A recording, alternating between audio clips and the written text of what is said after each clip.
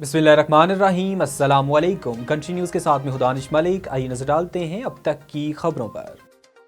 वफाकी काबीना ने बिजली के लाइन लॉसेस कम करने और बिजली चोरी के खिलाफ सख्त इकदाम की हदायत कर दी। वज़ीर-ए-आज़म शहबाज शरीफ की ज़ेर सदारत वफाकी काबीना का इजलास हुआ, जिसमें 23 जनवरी के बिजली के ब्रेकडाउन पर 18 सफ़ात पर मुश्तमिल रिपोर्ट पेश की गई।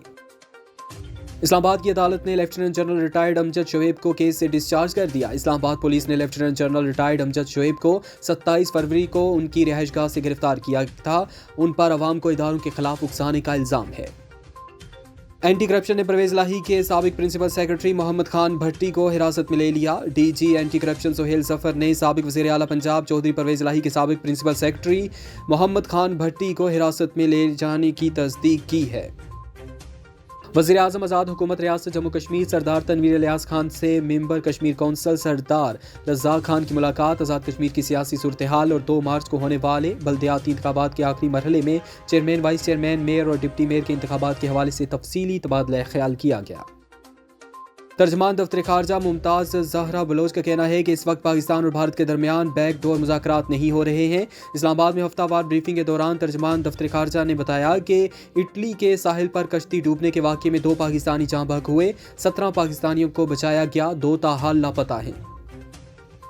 आसिफ अली जरदारी पर इमरान खान के कत्ल की साजिश के इल्ज़ाम के केस में शेख रशीद के खिलाफ फर्द जुर्म आज भी आयद न हो सकी। District and session court Islamabad में शेख रशीद के खिलाफ आसिफ अली जरदारी पर इमरान खान के कत्ल की साजिश के इल्ज़ामात से मुतल्लिक केस की समाअत हुई। चेयरमैन पीटीआई इमरान खान ने रुपए की तारीखी गिरावट पर रद्द अमल का इजहार किया। ट्विटर पर जारी बयान में इमरान खान ने कहा कि पाकिस्तान की आवाम साबिक आर्मी चीफ की जानिब से मुजरमों को मुल्क पर मुसल्लत करने की भारी कीमत चुका रहे हैं। बाराकोह में ज़ेर तामीर फ्लाई ओवर का पिलर गिर गया। एक ही हफ्ते में इस ज़ेर तामीर मंसूबे पर पेश आने वाला ये दूसरा वाक़या है। वाक़ये की सीसीटीवी फुटेज भी मंजर आम पर आ गई हैं। रेस्क्यू ज़राए के मुताबिक फ्लाई ओवर का पिलर गिरने से किसी किस्म के जानी नुकसान की ताहाल इतला नहीं।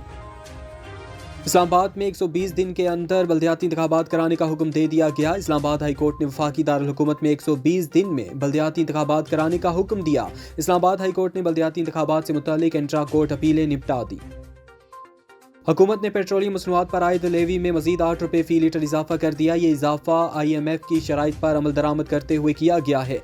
लेवी 50 रुपये तक बढ़ाई जाएगी। पेट्रोलियम मसनूआत पर लेवी बढ़ाकर एडजस्टमेंट की गई है।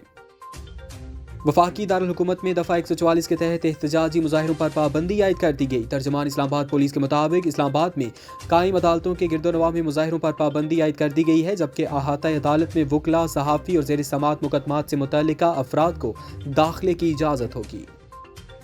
इंटर बैंक में रुपए के मुकाबले में डॉलर की कदर में तेजी से इजाफा हुआ। डॉलर एक ही झटके में तकरीबन 19 रुपए तक महंगा हो गया। मुल्क में अमरीकी डॉलर की कदर में इजाफे का सिलसिला जारी है और गुज़श्ता रोज भी रुपए के मुकाबले में डॉलर 4.66 पैसे महंगा होकर 266 रुपए 11 पैसे पर बंद हुआ। इफ्तिखार अहमद ने बाबर आजम की कप्तानी पर तनकीद करने को गुनाह के मुतरादिफ करार दे दिया। जारहाना क्रिकेट खेलने वाले इफ्तिखार अहमद एक इंटरव्यू में बाबर आजम की कायदाना सलाहियतों पर खुलकर बोल पड़े। कोयटा ग्लैडिएटर्स की जानिब से खेलने वाले इफ्तिखार अहमद ने बाबर आजम की कप्तानी पर तनकीद करने को गुनाह के मुतरादिफ करार दिया। अब तक लिए इतना ही। मजीद बाखबर रहने के लिए देखते रहें कंट्री।